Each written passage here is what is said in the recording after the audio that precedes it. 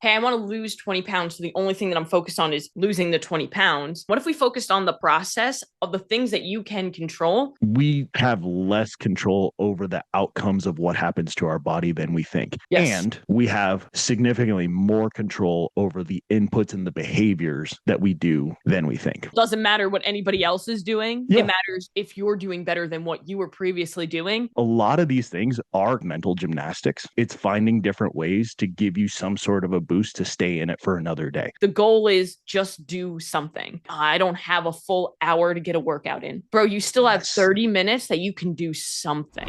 If there was one thing the world was asking for, it was for one more podcast about CrossFit. Well, here we are anyways. This is the Silverback Media Podcast, where we share the stories of the everyday CrossFitter so that more people are encouraged and empowered to try it themselves. Here's your host and everyday CrossFitter, Marco Mejia. What is happening, Silverback Media crew? Welcome back to the Silverback Media Podcast, the podcast for you, the everyday CrossFitter. Now, this is a big week for us CrossFitters. As you're hearing me right now, today's Friday. Yesterday, 26.1, the first workout of the 2026 CrossFit Open would have been released. I am recording this before the workout has released, so good luck with the box jump, wall ball, burpee would be my guess combination that we're going to go through, or it could be totally wrong. It could be something totally different. But either way, you're hearing me after the workout has been announced. Good luck this week. Good luck the next 3 weeks. This is always a super fun time of the year for all of us across the CrossFit community. Now, in terms of what you're going to hear today on the show, I'm bringing you episode 2 of our Coach's Corner series that I'm doing with Kaitlyn Kenna over on her podcast on the Powerhouse Mentality Podcast. Kaitlyn was a guest here on this podcast back on episode 23, sharing her story. And since then, we've recorded a couple times over on her podcast. And the topic for this episode that we went through recently was talking about the different ways to measure progress along the way on your fitness journey. So whether your goal is weight loss, improved body composition, performance goals, we go over different ways that you can be measuring progress along the way. So that way you can keep yourself mentally in the game and motivated and continue to make progress over the long term, especially focusing on the importance of tracking the consistency of your inputs and your behaviors, as opposed to only tracking the outcomes. So with this being the first week of the Open, I wanted to bring you guys this episode as a rebroadcast of what we talked about on Kaitlyn's podcast. So that way, as we go through the Open, and then in the coming weeks after the Open, obviously we'll start looking at 2027 CrossFit Open, right? So you can have these ways in your mind about how to measure progress for the year of training coming after this Open wraps up, so you can continue to make progress in your CrossFit journey along the way. So before we get to that conversation, make sure to go check out Kaitlyn's podcast. Again, it's called the Powerhouse Mentality Podcast. Give her a follow over there. Follow her on Instagram at Kaitlyn Kenna Fitness. And now let's get to this conversation between me and Kaitlyn. What's up, guys? And welcome back to another episode of Coach's Corner with myself and Marco from Silverback Media. I got your name right this time. Look at me. I'm just, I'm a little silly sometimes. And my brain just automatically said Marcus because that's like more familiar, I suppose. I didn't realize it, I think, until the very end of the recording. You said it like as we were getting done recording it, and I'm like, well, we're kind of too far into it now. Like, you're not going to be like, let's re-record that whole thing. Just so that we can change the name. But got it this time. First of all, let me just comment. We are twinning today with our do we have the same? Yes, we have the blue raspberry ghost. I like this one. It's so good. Yeah, the gas station right by my house just added ghost to their energy drink selection. So they've got the blue raspberry, I think they've got orange cream, and it might be the peaches one. Might be the 3 flavors that they have. So yeah, blue raspberry has been this is a new favorite. It's a new favorite. So whenever I'm in need. I'm not even like a big blue raspberry person, but I don't know. I just like this one. It's good. It's for energy drinks. I feel like that flavor in general, it's hard to screw up. It seems like that seems to be a popular one that comes up. So I'm sure you have plenty of reviews on the blue raspberry lineup across the different brands. Oh yeah, but what even is a blue raspberry, right? Right. That is, yeah. Well, that's a whole different question. That's like almost as deep of a question as like, what is the meaning of life? Or what was the one that fruit punch, right? You did something about a fruit punch flavor drink, and I was like, I had never thought about the fact that fruits actually have to go into a fruit punch and which fruits might go in there. Right. I was I like, goodness, actually, it good. was a That's how you do it. monster. It was a Monster Energy drink and it was Punk Punch. And they listed out all the fruits that you should taste. And I was like, why did you just like completely ruin the like fun of fruit punch being just mystery? It's just, it tastes like red. But And we don't know what it tastes like. there's so many of those little things that'll throw you off. Like you've seen the one with like the arrow and the FedEx logo. That's like the I things that have, you yeah. can't unsee. Yeah. I think I came across one recently. I sent to some people that I work with that they were like, "Thank you for ruining the rest of my day." It was somebody like drew lines on the cursor on your Mm-hmm. computer. Mm-hmm. It's not perfectly symmetrical. So Oh someone my drew lines God, from the bottom. Yeah. So if you have bro. OCD, do not Google this. But if you So can tolerate it, if you can see this and go about the rest of your day, go ahead and search like asymmetrical mouse, like computer cursor or something like that. It will throw you off for a while. Yeah. I think you just ruined my life. I have severe OCD, like legit. I'm so sorry. My life is ruined. I'm Thank so you, sorry. Marco. That's But let's jump into the topic for today's episode. So last month, we finished off with kind of like getting you into the new year, right? Like setting expectations was one of the biggest things we focused on, setting appropriate expectations when it comes to setting goals. And now we're going to talk about progress because as we're almost done with February somehow, some way, I'm somehow. sure a lot of people are either confused as to how to measure progress, questioning whether they're seeing progress, or let's be honest, done with their New Year's resolution because they chalked it up as it's not working. So I'm just going to try again next year. Mhm. Yep. Yep. And I think one of the big factors there is giving people multiple ways of measuring progress. So Mm-hmm. that way you're not locked into your whole feeling about whether to even stay on this journey is dialed into one number or one metric, one specific metric, right? If you have multiple different ways to measure progress, usually, generally speaking, one of those things is going to be going in the direction you want it to, which is ultimately going to help you feel like, okay, I am making progress, even though it may not be readily visible through maybe normal means of how you would measure it, right? And I know we kind of touched on this last time too, and this plays into it. It's a lot of these things are kind of mental gymnastics, right? It's finding different ways to give you some sort of a boost to stay in it for another day, right? Because Mm-hmm. it's like, it's not like you're going to hit a goal and be like, cool, I'm done with fitness. I'm done working out. I hit that goal, right? Yeah, The, not how the that works. goal is to keep playing the game, is to stay in it for the long term.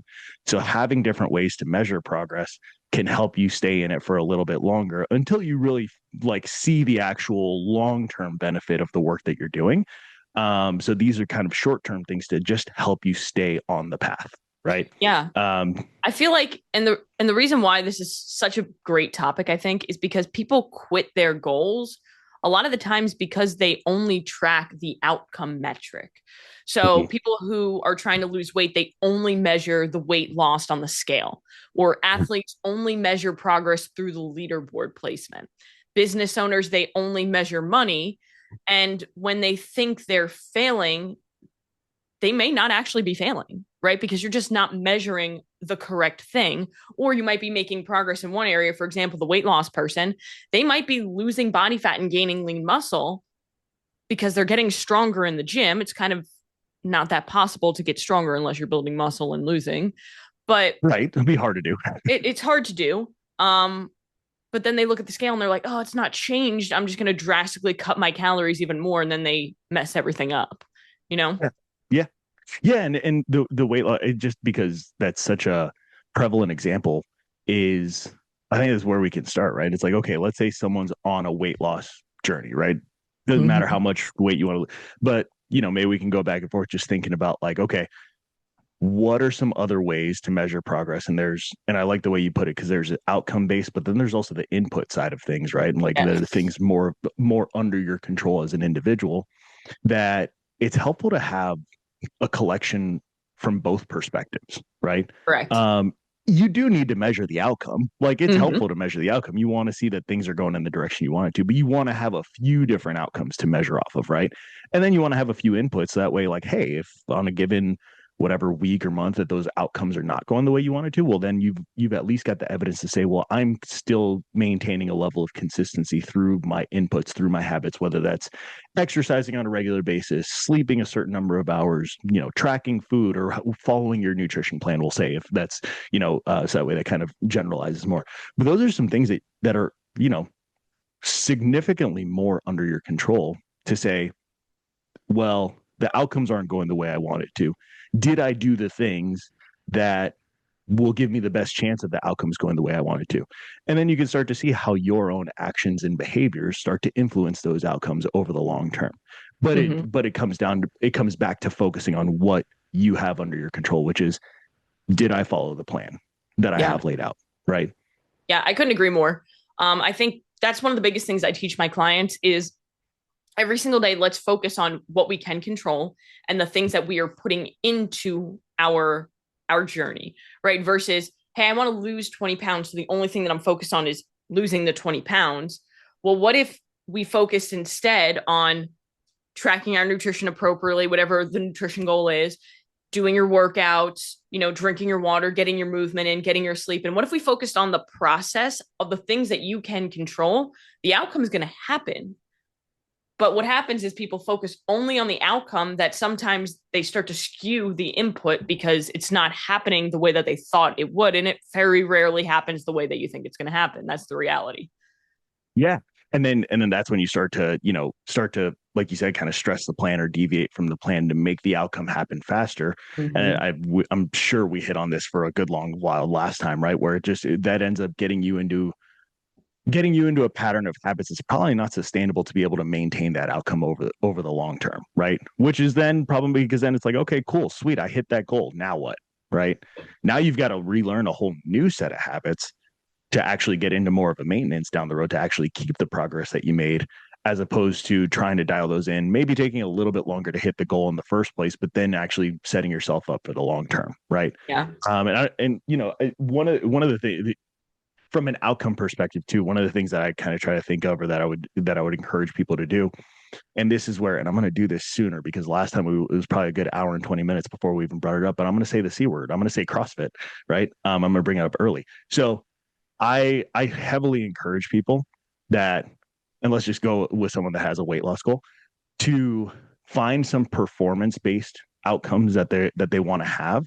And the reason I bring up CrossFit is because I would look at it in terms of, find a performance-based goal that's more cardio-based, one that's like some sort of body weight movement based, and one that's like a weightlifting type of movement based, right? It almost doesn't matter what it is, but those three areas, right, which are essentially the three main modalities of movement that CrossFit does and varies them so that way you can make progress over the course of time. Whatever, I'll keep my plug out of it.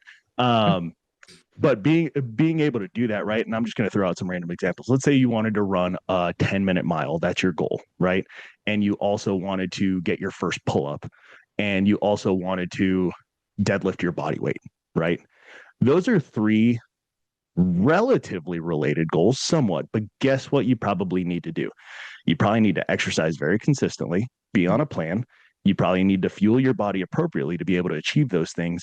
And again, this is kind of assuming someone's on a weight loss goal. If you want to run a faster mile and do pull-ups and deadlift your body weight, it's easier to do that if you're at a lighter body weight. Mm-hmm. But the reason to kind of look at it this way is you get the outcome of the weight loss by making yourself a more capable human being, as opposed to, just to take it to the extreme, let's say someone wanted to lose 50 pounds, and they just starve themselves to lose that 50 pounds. Okay, cool. But like, are you like, what are you able to do with that now? Or if you take this opposite approach, right, where you focus more on performance, get the weight loss as a byproduct, well, now you've lost that weight, but you're also a freaking walking badass, right? Because you've achieved these performance goals, and now you're stronger, and your body composition almost definitely has changed, and probably the direction that you wanted it to go. And now you've got yourself set up with consistency in terms of exercise habits, nutrition habits, sleep habits, because guess what? It's hard to have all those performance goals that you hit without dialing those things in over the course of that time. So when you're looking at an outcome goal, those are ways you could start to look at it to say like, okay, what would actually get me to be a more capable human being that also gets me the benefit of the goal that I'm, the kind of initial goal that I'm starting with. Right. And I think what people don't realize is they're so obsessed with weight loss Let's just say it how it is. A lot of people are so obsessed with like, oh, I just want to be smaller. I just want to, the number on the scale to be a certain number because they have some sort of emotional tie to it, whether it be, oh, that's how when I felt my best, or that's what I was in high school. Well, first of all, change your expectations. You're not in high school anymore. You're a different human. You probably have different responsibilities. You have probably more muscle mass. But the reality is, people who have less muscle mass are unhealthier than people who have more muscle mass. So there have been tons of studies done that even people who are just quote unquote skinny fat, who have less muscle than somebody who's a little bit more overweight but has more muscle, the person who's skinny fat is actually in a worse state of health. So many of us are so focused on, let me get that number on the scale to come down. We don't realize what's actually important is we aren't in an obesity epidemic. We're in an under-muscled epidemic. So you have to look at, Dr. Gabrielle Lyons talks about this, and she says obesity is the smoke, but being under-muscled is the flame. So we're trying to spray water on the smoke when we should be spraying water on the flame by building more muscle, putting our metabolism in a healthier spot through protein intake, strength training, CrossFit being something that could, obviously incorporate that. But people are just so obsessed with the scale that they don't realize that if they actually just focused on getting stronger, performing better, being a more capable human, they'd probably look the best that they've ever looked in their life and feel the best too. 100%. Yeah. And I think I don't know, you tell me what you think about this. I feel like the hard part with getting people wrapped around that is that you don't have as immediate a feedback. Correct. Right? And that's most people that have a weight loss goal, they can just go get a scale and keep it in their house and weigh themselves every day or however often, right? Which, by the way, just a side, and I'm curious your thoughts on it too, right? Like, I only would recommend people weigh themselves often, let's say every day. I would only recommend people to do that if you can step on the scale, see the number, and just be like, nah, okay, and then move on, right? If you feel like you're going to have some kind of an emotional response to the number, it is not helping you. Right? Actually, I have two ways to do this. Okay. Right. And I've changed my methods over the years, which, I feel like that's kind of how it works, right? You shouldn't always be the same. So I was always a proponent of like, don't weigh yourself, right? Just do it once a week or once a month or every 90 days. If I have somebody who's like getting into this and they've never gone through the process and they want to lose weight, but I'm teaching them how to do it the right way, building muscle, et cetera, so forth, eating more protein, then we're not weighing ourselves for 90 days. And then by the time 90 days happens, all the water fluctuations and all that shit will be over. And you'll be like, oh, I'm loving how I'm starting to look and feel. That the scale has less relevance, but it's probably going to go down if we've been doing the right stuff, or at least stayed the same, right? But there are in some cases where, and I've done it myself, to get detached from the scale emotionally, to weigh yourself every day, because you then see the fluctuations and you realize, oh, I didn't gain 2 pounds of body fat overnight and then lose 3 pounds of body fat overnight. I'm just fluctuating with water, and that's just how it is. I went through a stretch where, just for the sake of the experimentation of it, right, I was weighing myself twice a day. I would weigh myself in the morning and then at night before I went to sleep, just to see like, oh wow, look at all that change, right? Like, and thankfully that was during a time when I wasn't necessarily focused on like a body weight change or a body composition change or anything like that, right? So like, I want to kind of disclose that up front.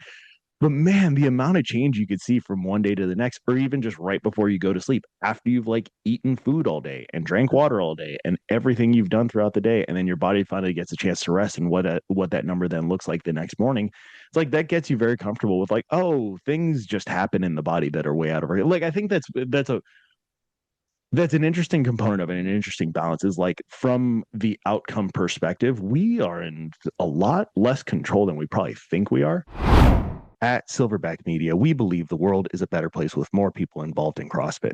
And big part of that is making sure that these stories and this podcast continues to spread so others can hear it and know that they're capable of doing it too. A big thing that you can do to help with that is to make sure to hit that follow button, hit that subscribe button on whatever platform you're listening on, whether that's Apple, Spotify, or YouTube.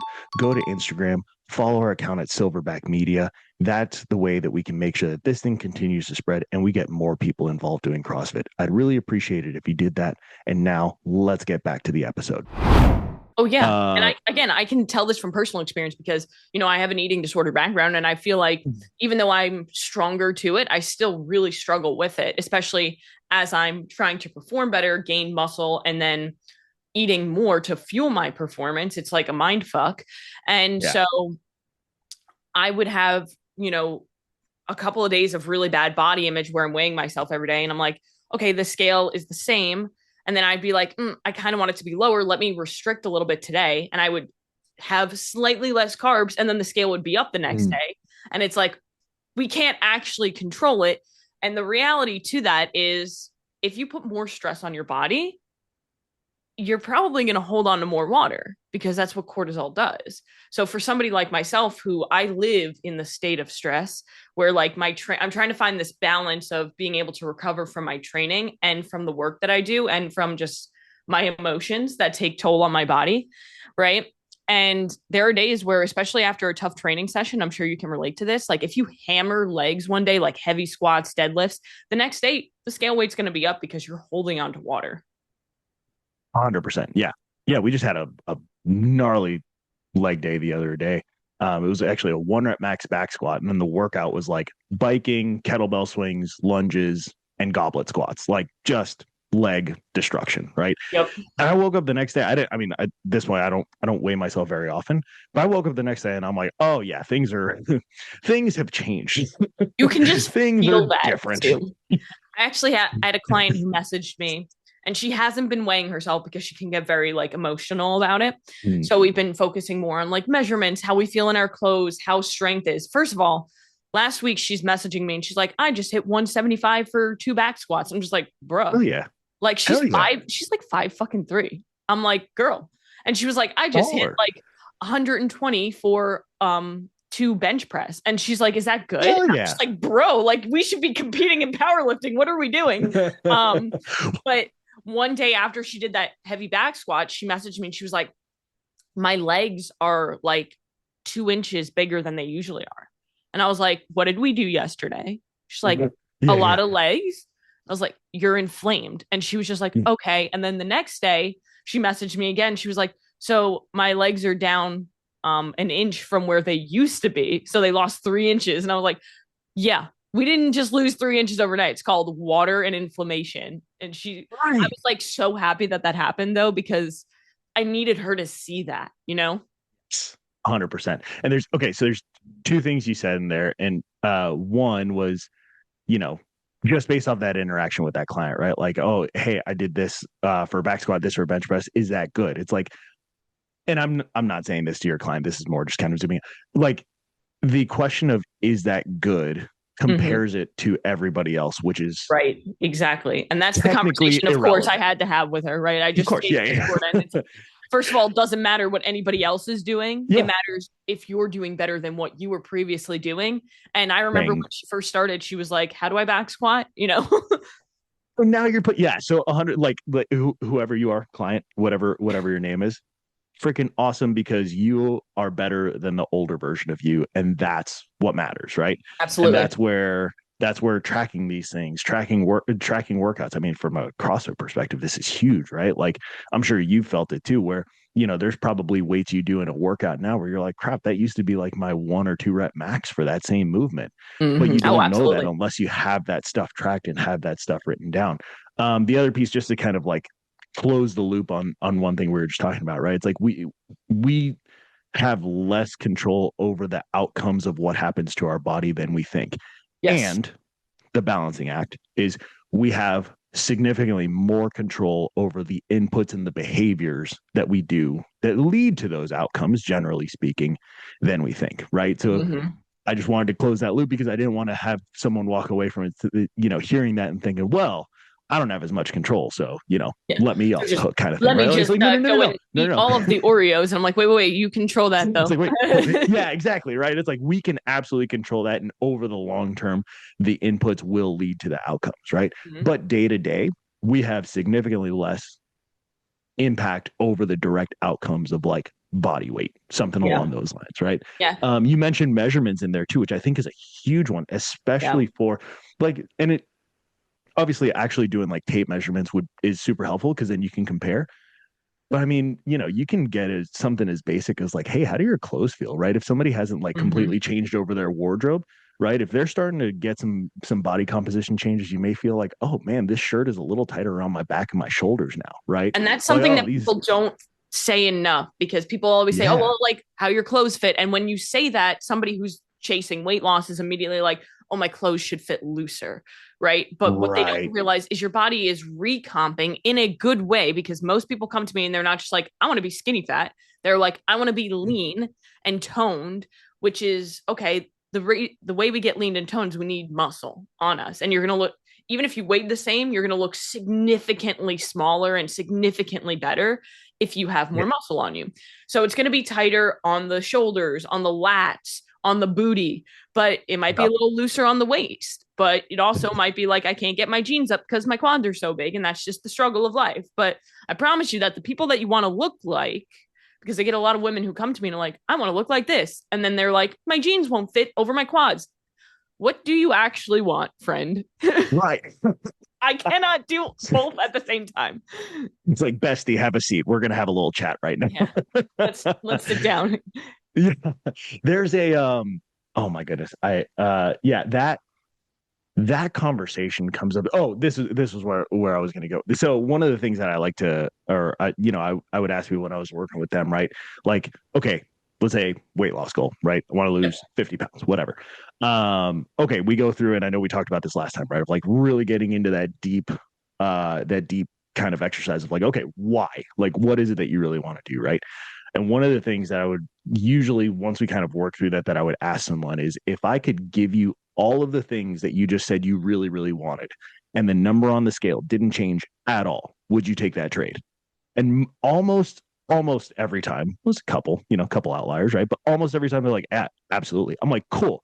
So then let's focus on that, because that's probably going to be like, I'll give you one example, right? I had one guy that I was working with, that he was like, I'd really like to be able to do like strict handstand push-ups and chest to bar pull-ups and things like that, right? CrossFit member at our CrossFit gym. And so we're like, okay, like let's focus then on improving your capacity in those gymnastics movements, right? Like when when you're in my class, like let's double check those things. Let's work on some technique if those movements come up, right? And we'll focus on the nutrition habits, because guess what? Gymnastics is a little bit easier if you're lighter, if you want to lose weight, right? It's just facts, right? But it wasn't focused on the weight loss. It was focused on how do we get you capable enough to do those things, and let the weight loss come as a byproduct. So that's something that, that people can think about, right? It's like, okay, I want the weight loss. Why do you want the weight loss? If you could get the things in that why without the weight loss, would you still take it? Okay, then focus on those things instead, right? If the weight loss comes as a byproduct, which again, kind of back to what we've been talking about, if it's more of like a performance-based goal, it will. Yeah. But then you're not focused on that number, and your whole feeling of whether the progress or the journey is worth it isn't tied to what one, little slab of metal on the floor spits out as a number, right? Correct. You've got a ton of different ways to measure whether progress is being made on that journey towards the outcome that you actually want, which the number on the scale is just a proxy for. Yeah, there was one thing, and that reminded me of it, that I heard on Mind Pump. They've said it a couple times, and it is, if you chase aesthetics, health and performance probably won't follow. It's like, maybe they will, right? But if you chase health and performance, aesthetics will follow, like, period, end of story. And 100%. I know that for myself is like, when I stopped chasing a number on the scale and stopped obsessing with taking up as little space as possible and trying to control all these things that I truly couldn't control. And I really just focused on, hey, let me get as strong as possible. Let me really focus on fueling my body, recovering, performing. I started to look the way that I've always wanted to look. But so many people never get there because they're so damn obsessed with that number on the scale, which, while we're on the topic, before we move on, I think that it's important for us to touch on why the scale isn't like the most important thing. Like, why does it fluctuate so much? So I want to hear from you. What do you feel like are some of the biggest reasons why the scale fluctuates that people may not realize? Okay, so we've hit on a couple of them throughout this conversation already, right? So we've got muscle inflammation. So if you're consistently training and you're putting stress on the body, your muscles will be inflamed. Like the example we used of like, hey, you've got a heavy leg day, your legs are now recovering from that, right? And they're going to hold on to water and inflammation, which could bump up your body weight from a short term, hey, one day to the next perspective. The other thing, and it's the old saying, right, is muscle weighs more than fat. So if you're getting stronger, and the only thing, if you're like you were saying, if you're getting stronger, high likelihood that you're building muscle. If you're building muscle and your body weight is staying the same, then you have less body fat. But if you're only measuring your body weight, then you may get frustrated, even though the progress you actually want is happening. Right. Correct. So if you're getting strong, I do want to add to that before I forget. Muscle and fat, technically, like 1 pound of muscle, 1 pound of fat weighs the same, because people mess this up all the time. I know you know this, but I'm saying it's for other people, right? But muscle takes up less space than fat. So what he's saying is, like, if you have the same weight, but you're losing body fat and gaining muscle, you're going to look smaller. Yes, 100%. Yeah. Yes. Thank you. Good clarification. Yeah. And so, if you think about like over the course of a weight loss journey, right? If somebody's trying to lose weight, if your performance is going up, let's say just in terms of like, hey, your 1 rep max back squat or your 1 rep max deadlift, if that's improving and your body weight is not changing, then your body composition is changing underneath it all, right? Yes. That's where things like if you had access to an in-body scanner or some sort of like body composition scanner, totally cool. Check that out, because you'll get a lot more numbers that'll give you that detail as opposed to just the one number on the scale. If you don't have that, totally get it. Hey, that's, it's an access thing. Most gyms have it, but if you don't have access to it, totally cool. That's a way that you can absolutely think about it. Is body weight stays the same, performance is improving, chances are you're getting some recomposition benefits in there, right? That you're not seeing. The other piece that is huge, and it's taking me a long time to really wrap my mind around this, is sleep. Yeah, right? I was going to say that if you have a shitty night of sleep, guarantee you that scale is going to piss you off, and then you're just going to be really sad. Yeah, no. Well, and you can follow that cycle too, right? If you have a bad night of sleep, that scale isn't going to give you the number that you want to see in the morning, right? Which could be for a number of factors, but whatever, sticking on the sleep. Yeah. Then if you have a bad night of sleep, not only is that number not going to look great, but then you're stressed out because of the number, and pile that on top of the sleep. And now you're just like, you know what? Bleep it. Give me the double stuffed Oreos, right? I'm going to eat all of them. Correct. Yeah. And when you do have a bad night of sleep, the spiral happens. And when you have a bad night of sleep, this is something that I always tell my clients, is expect to crave things. Because when you sleep, your blood sugar gets all wonky. So you are going to crave things that maybe you don't normally crave when you have a good night of sleep. So when you have that expectation to be like, oh, shoot, Kaitlyn said this is going to happen. Let me, have more protein at breakfast, or more protein with this meal, or let me just be aware of it so that when those cravings come up, I don't just act, I actually process, Yes. Yeah. And those are the days where I'd say it's probably more important to stick closer to the plan and give yourself less room, as best as possible, less room to think about if the plan is working. Right. If you're short on sleep, like just cognitively, you're going to have a rough day. Right. So it's like, avoid as much as possible to use that day and use your energy to be like, well, is this even working? Is this even worth it? It's like, no. Stick to the plan for that day, get a good night of sleep, and then see how you feel the next day when you wake up.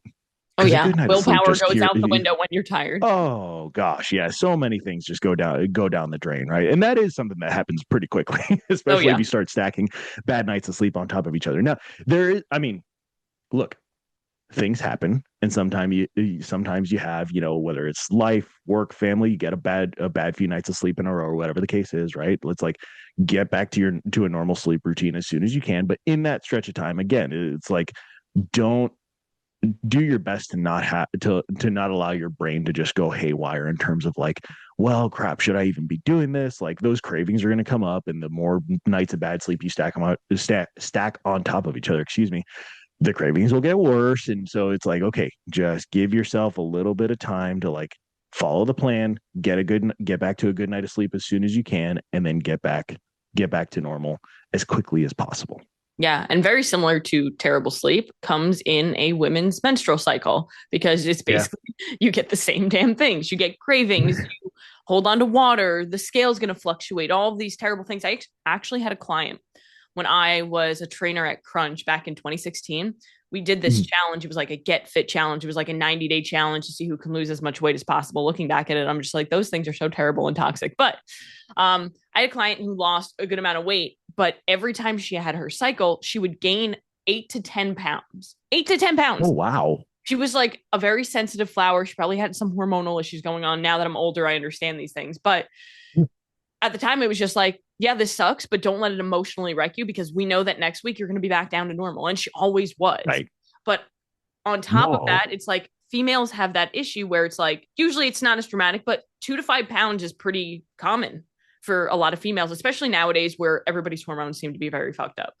To know that, okay, it's my time of the month, or it's almost my time of the month, tracking those things to understand that, okay, the scale is fluctuating. I feel a little bit more emotional. I'm craving more things, being aware of that and having a plan to make sure that, hey, I'm not going to worry about, should I stick to the plan today? Stick to the damn plan. Don't let your emotions wreck you. Don't let them think that it's not working. It's working. You're just, this is life. So in general, like, and because this way outside of my area of expertise. Really? Is it? I didn't realize that. Reasons, for obvious reasons. So like, yeah, I guess for you, if you're working with a female client and that has is that generally your recommend? Like, how do you work with them through those? Like, is it really, hey, let's stick to the plan? Do you have people change anything? Like, I'm just curious from your perspective, it depends how on you the approach person. So I used to have one client, I'll use her as an example, who she was always dialed in. So I never had an issue with like, oh, she's not going to hit her macros, right? But during her cycle and like the week before, she would always crave more fats versus carbs. So what that tells me is her body might need more fats because she's so in tune with her body, because like I said, she was very dialed in. So what I would do during those times a month is we would keep her calories and protein the same. We would just kind of flip flop carbs and fats to lower the carbs slightly, increase fats slightly, because that's what made her feel her best. But some people, it's the complete opposite. Some people like, I need more carbs. I need more energy during this time. So I think it's like, it's so unique. But one of the biggest like generalized things is don't overthink this. It's just your hormones, your emotions, like all these things are just fluctuating like crazy, and it doesn't feel good, but it's temporary. And it happens to everyone. Well, every female. And I'm pretty sure males have the time of the month. They just don't know when it is because they don't bleed, you know? No comment on that. Okay. Yeah, moving on. I mean, what about like training recommendations? Do you do it like? Oh, that's actually a really good one. There are so many, we'll call it bullshit marketers. And I call them marketers because they're not coaches, they're marketers, where they're like, this is how I buy my program of menstrual cycle training. Just listen to your body. It's going to suck, but just do it. Most of the time when you exercise and it promotes blood flow, it actually helps with cramps and such. But it's just like doing it, getting started. As somebody who, I haven't had a menstrual cycle since 2012 because of my eating disorder, I lost it. And I still haven't like balanced out my hormones enough, I suppose, to get there. But I do have an ovarian cyst that's the size of a baseball. So once a month, when my hormones do slightly fluctuate, I know that's happening because I get horrible cramps from that cyst. But what I find for myself is it sucks to start, but once I get into the workout, I always feel better. That makes sense. Yeah. And I think there's a potential qualifier I want to throw in there, and this is less about the cycle component, more about like how training relates to your goals. Because I know your goal from a training perspective, right, is to make it to the games, right? That's not everybody's goal, and it's totally cool. Everybody can have their own goals, and that. So like for you, because I think we might have talked about this last time. For you, there's a little bit less fluctuation in terms of like, hey, this is the work that needs to be done. Yes. Like you kind of got to do it. Right. Yeah. You gotta it's make like, it happen I if you really can just want that sit goal. on my ass and not do it. But at the end of the day, that doesn't get me any closer to my goals. And it's kind of like, I look at it as a job in a sense where it's literally it's a part-time job. It's almost a full-time job at this point. Between all the mobility stuff and everything you're doing on goodness, yeah, because I don't apparently once you turn 30, your body just says, "No, I'm not going to work properly anymore." Unless you, I remember back when I was like 25, I'd walk out my door and start running. If I did that now, my knees would like break in half. Wait till 35. No, that's a joke, but I like, well, I'll come back to that. The just to close the loop on the training piece, right? If somebody doesn't have that same goal, which is probably the majority of people, like don't have the goal of like getting to the CrossFit Games. Yes, you still want to train consistently throughout that time, but also have a little bit of grace with yourself and like modify where needed, Yes. drop the weight down if you need to. Like some movement is better than no movement almost all the Yes. time, right? There's Always. almost I would argue like there's always all the time, unless you're like actually injured, right? Then maybe you should don't be stupid. that. Well, Well, yeah. I know what you're I was going to gonna say that. though, actually, because I am the same person where like I had somebody comment on my post today actually where I was talking about I have a rib that's out of place, so I'm like hyperventilating my way through life right now because my chiropractors cannot like they worked on me for 20 minutes yesterday. He even brought in his other chiropractor to try, couldn't get it. He's like, come back later this week, we'll try again. I was like, can I have my $50 back? Anyway.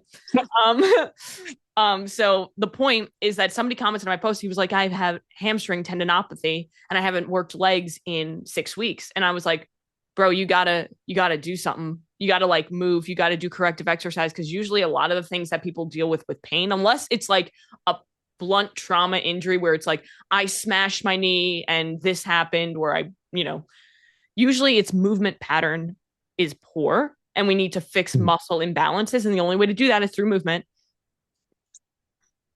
And that's where like even if you have some kind of an injury, one, there's only a small number of injuries that really take like your whole body out of the equation, right? Like lower back is probably one of those, but even then you could find something to do. Neck might be another one just because it's like, well, that's kind of a tough one to tweak around with, right? Like I'll give you like a couple of years ago, I tweaked meniscus in my knee. I was doing weighted pistols the day after heavy thrusters. Just stupid, right? Lovely Tweak the combo. meniscus in my knee. Very, very horrible idea, right? So I'm like, okay, well, I could take time off or I could like go and modify stuff, right? So I think the next class that I went to had wall balls in it. And I'm like, sweet, well, this is great. I ended up doing seated wall balls, which if you've never done those, it basically is just an upper body movement where you're just throwing the ball up at the wall, obviously lower target.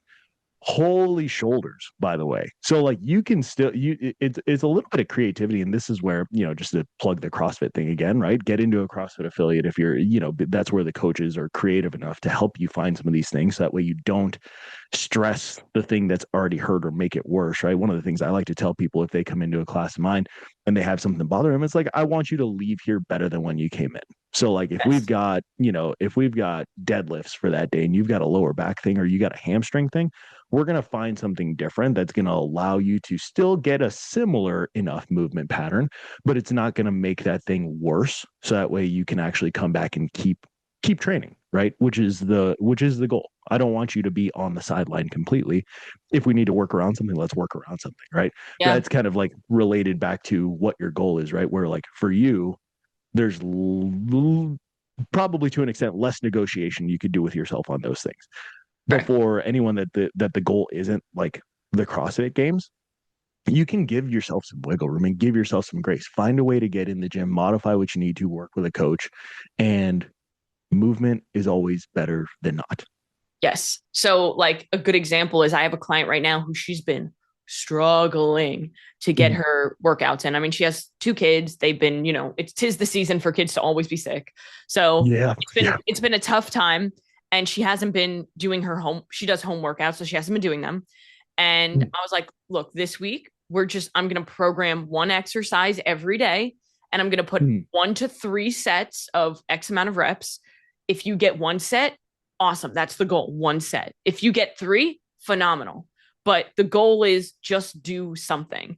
Because what so many people do, and I'm sure that people listening can relate, is say you wake up and you told yourself, hey, I'm going to work out today before work. But you wake up 20 minutes late and you're like, I don't have a full hour to get a workout in.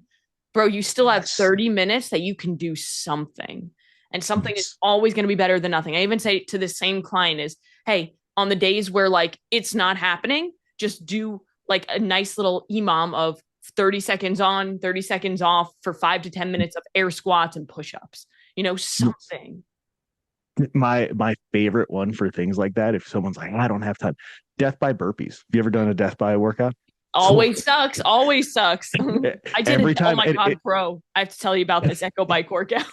It reminded me of we always get there. We always get there at some point where it's like I feel this like Echo Bike workout.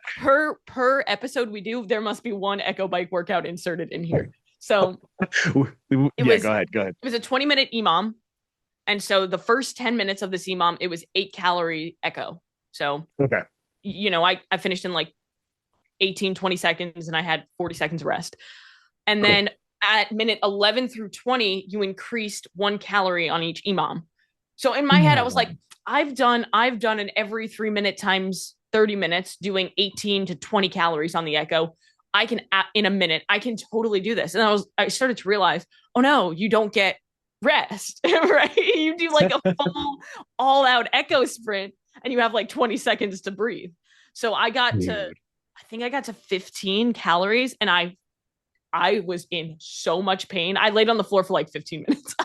First of all, that's why like 50 after all the first chunk of minutes too to keep repeating that because like your rest is getting less and less. It was so bad. I got to calorie 12 and I was like, I had like maybe 10 seconds and I was sitting there and I was just like contemplating my life. Like, I'm not going to get off this bike. This is it. Like, we're in it. And I got to 14 and my chest hurt so bad from breathing.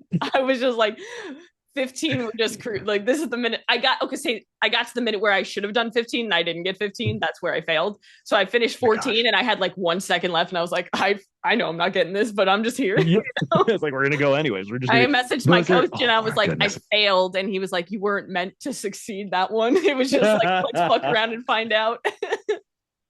Because anytime you see death by on a workout, it's like, but seriously, okay, I've got 2 good ones for you, and I'm going to sprinkle in some other kind of thoughts in between, so we can kind of balance people out, and not just bury them with Echo Bike workouts. But I hope somebody's writing these down because they're all really good.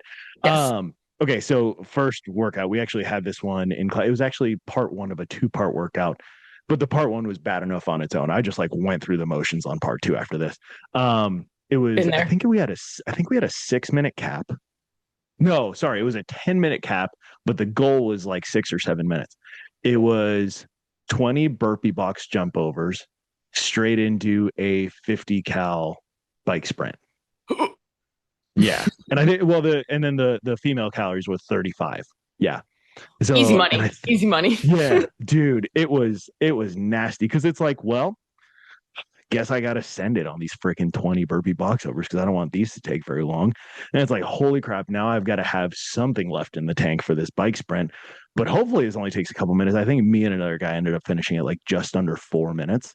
It was gross. It was disgusting. That's one of those workouts where, like, because I'm good at burpees, I would just like cruise on the burpees and probably beat like everyone on the burpees.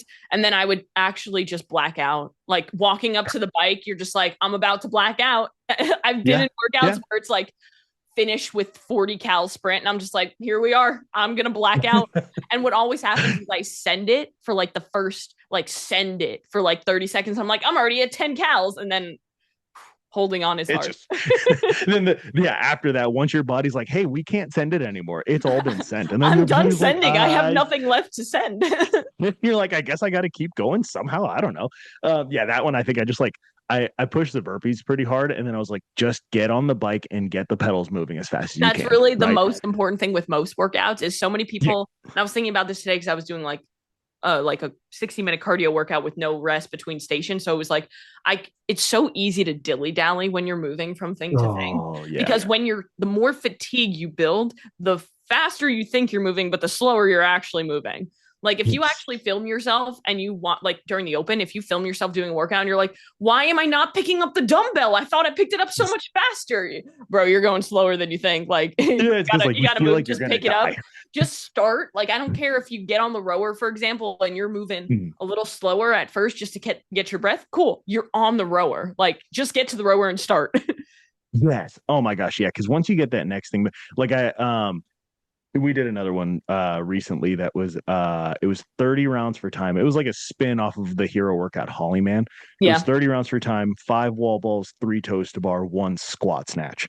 And so like That's obvious. I mean, you've got to be very fit to finish that. I think the RX weight was like 155 and 105, something like that, for the squat snatch. But that's a transition game. And that's like, if you're not dialed in and disciplined on like, all right, I'm going to do this movement and then I'm going to take a couple breaths and I'm going to start that movement. And then you just like, where people get lost on ones like that, especially where it's longer, is you start thinking about how much work you have left. And instead of just focusing on, let me just do this next set that's right in front of me. Like, all right, I took my 2 breaths. Let me get on the pull-up bar for these 3 toes to bar. Okay, I took my 2 breaths, hands on the bar for the squat snatch. Now go to the wall ball. But it, it's very easy on one like that specifically, where you get 5 rounds and you're like, holy crap, I have 25 more rounds of this. What in the world? Or, oh, God forbid, you look at the clock and then you're like, oh no. Or you count the reps. Never ever do CrossFit math. Like I had a workout yesterday where I was like, it was every 3 minutes for 30 minutes, where it was 10 dumbbell push press, 10 burpees, and then easy ski at damper 10 in the time remaining. Dumb. And I was like, oh, only 10 dumbbell push press. That's not a lot. And then I was like, oh, that's 100. Oh no, why'd I do that? You're like, no. I did that with so it was the dumbbell. I think it was 21.2, which was a repeat of a previous one. That was the 10, 20, 30, 40, 50 alternating dumbbell snatch and the 15 burpee box jump overs in between. Don't do that. Still my favorite. It was still my favorite open workout because it's the first one that I ever finished under the cap. So I'm like, okay, cool. Like that's my favorite one for all time. So a couple of years after it came up in 21, we were repeating at the gym where I was coaching, and I was coaching that day. And for whatever reason, I did the math, and it's like, that's 150 dumbbell snatches, which means you're not halfway done with it until you're halfway through the round of 40. And it's like, that's the kind of math where you're like, I really, really wish you hadn't told me that.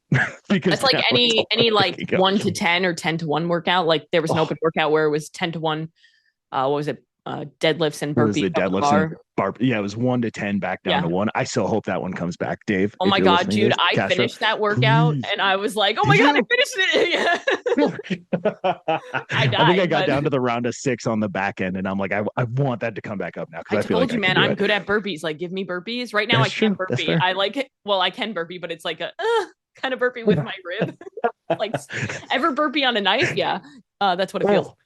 So speaking of burpee, so I would, because, and then I've got one more bike workout. So like we kind of hit on the lesson of like, hey, some movement is better than no movement, basically always, right? I feel like that's a solid agreed, statement, right? If anybody wants to throw some scenarios at us where they think that not moving is better than moving, send it. That's dying fine. of the flu. We'll take it. Dying of the flu. I think that's like the only valid one. Dying of the flu probably should just rest. I mean, like, I feel like movement might not help, but That's fair. So the other piece, and this kind of goes along with burpees, and even, we kind of started this saying like a death by burpee workout, right? Which you can do that literally anywhere. You barely need to warm up. And if it takes you longer than 15 minutes, you're like a savage amongst mortals, right? So, the other thing that I like to think, especially when it comes to, and the some better than nothing, that kind of really starts to attack that all or nothing mindset, which I think is critical, right? It's like, oh, I don't have an hour to work out. Well, it's not worth it. It's like, no, it is. It's going to be less, and that's okay. The other piece is, and I heard a strength, I think it was Josh Bryant that does Jailhouse Strong. Do you follow him? I don't. So I think I would check him out. He's a powerlifting coach, but really good coach. He's actually coached some like high level bodybuilders, like IFBB pros, like Olympia level bodybuilders. Nice. But he used to say, anything outside of your body weight is a luxury. Any equipment outside of your body weight, you can get so much done with just your body weight if you're creative enough. Right? 100%. That's where like death by burpees comes into play. You literally need a clock, right? Start a clock every minute, you add a rep, and you just keep going until you can't do them anymore, right? You can do a 10-minute EMOM of push-ups and air squats. You can get sit-ups in. You can get, maybe pull-ups. Obviously, you need like a pull-up bar or something to hang on to if you could do pull-ups. But like, you can get a lot of work done. You can go for a walk. You can go do 20 minutes of walking lunges. Oof, that would hurt. I wouldn't recommend starting there. But my point is, right, is like, you can get a lot. Yeah. I did that with a weighted vest on. That was not a good idea one time. Ironically enough, that was when I was doing 75 hard, which we talked about last time. So Checks out. yeah, that was yeah. But like the point is, you can get a ton of work done with just your body weight if you have that little bit of creativity built in there to say, like, okay, how can I structure this to get this done relatively quickly, relatively efficiently, get my heart rate up, and then move on about my day, right? Is it the best workout or the most optimal workout of whatever you could do? No, probably not. And also, who cares, right? Yes. Check the box that you got movement for that day and then move on about your day, you know? Mm-hmm. It's like with anything, right? Like so many people, like with that all or nothing response, what they do is they just literally, oops, I messed up my diet early in the day. So screw the rest of the day. I'll just completely go off. No, don't. You can still probably track something and be fine. Like, the reality is the all or nothing mentality is it happens and it sticks with you because you always tell yourself that you have an all or nothing mentality. Once you can break that cycle and show yourself that you are not that person, then that's who you become. 100%. On the breakfast thing with the all or nothing piece, that's something that I would tell my clients all the time was the reason you've heard the saying, right? Breakfast is the most important meal of the day. I would always tell people, and there might be, whatever, this is maybe just my own mental component of it. I would tell people it's not because of what you're actually eating. It's not like a physical thing that's happening, but it's more of the mental setup of the rest of your day, right? Like if you have something that's on your plan, like on the plan for breakfast, there's a very high likelihood you're going to stick to the plan the rest of the day. But if you go off the plan for breakfast, there's a high likelihood you're going to go off the plan for the rest of the day. Not because of anything specific that you ate, but more because of what you think about what you ate, right? Mm-hmm. Which also means you could be off plan for breakfast and still be on plan for the rest of the day, right? You can make that choice.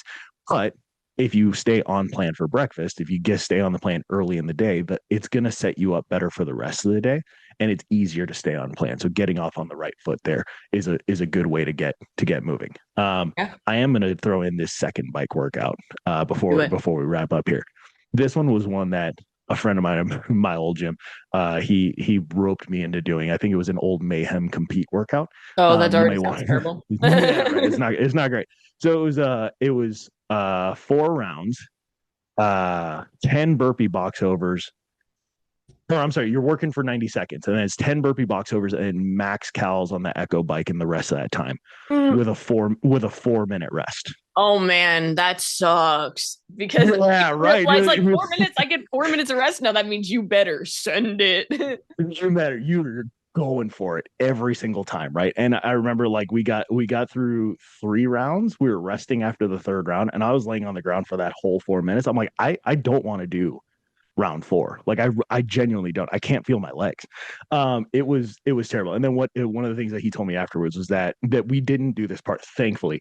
But I think for the like Mayhem Compete track, when they programmed this, after the 4 rounds, the kicker was that you had to keep repeating it until you beat your highest Echo Cal number in any round. So you had to keep going until you sent it more than you had previously sent it. Right. Yeah. So there you go. Kaitlyn's coach, if you're listening, take that one. Don't do that, please. I have one today. My afternoon workout is a 5-minute AMRAP for 5 sets with a 3-minute rest. And it's 15 cal Echo bike, 12 deadlifts, and 9 hang power cleans. So almost a DT without the shoulder to overhead. We're just cutting out the shoulder to overhead because who needs that, right? Yeah. But I was just thinking about it, and I was like, oh no, I have 3 minutes of rest on that. Oh no. Is that when you said it's an AMRAP? Do you start back at the top each time, or do you pick up where you left off? He didn't specify, so I assume start back at the top. Usually he'll specify if it's like that's too much thinking for my brain. He probably knows that. Once Kaitlyn gets fatigued, she can't think. Oh my gosh. Okay. Well, best of luck. I wish your legs luck on that one because they're already pretty fucked up. But tomorrow is a rest day, so there you go. Rest days are important, people. Take some time, take some active rest. You don't have to hammer yourself every single day. 100%. So I think the biggest theme of today is to have more measurement points than you probably think you need when it comes to tracking your progress, and to always focus on doing something rather than doing nothing, and not allowing your emotions to control your actions. Feeling your emotions is okay. Allowing your emotions to to determine your behaviors, that's where you want to draw the line. No, that's where Especially people if mess it's up. going to set you off on the wrong foot. Yeah, exactly. Right. It's like, hey, everybody's going to feel something. It's totally cool. Then it's, do you allow the feelings and the emotions to drive your decision making and the behaviors that you take? Yeah, absolutely. So this is the second episode of the Coach's Corner. So next month we'll be back with a third. And so if you guys have any recommendations on topics or any questions that you have, our emails will be down below. I'll put them in the show notes. And you guys always have our Instagram, so we will answer all your messages there. But other than that, Marco, do you have anything else to add, or we good? That is it. Go sign up for the CrossFit Open, by the way. Yeah, definitely do that. I don't know when this is coming out. Hopefully it's going to come out before the Open, but yeah, it does. Okay. Whew, good. All right. So if you're listening, if you are within the sound of my voice and you do CrossFit, sign up for the CrossFit Open. It's a ton of fun. You will enjoy yourself. 100%. Yes. Awesome. Well, everybody listening, go out and do one thing that's going to take you one step closer to where you want to be. If you enjoyed this episode, please consider sharing with a friend. To get notified of future episodes, please follow the show on your favorite podcast app so you can continue to hear these stories. For more behind-the-scenes content of everyday CrossFitters, follow on YouTube and Instagram at Silverback Media. Until next time, this has been the Silverback Media Podcast.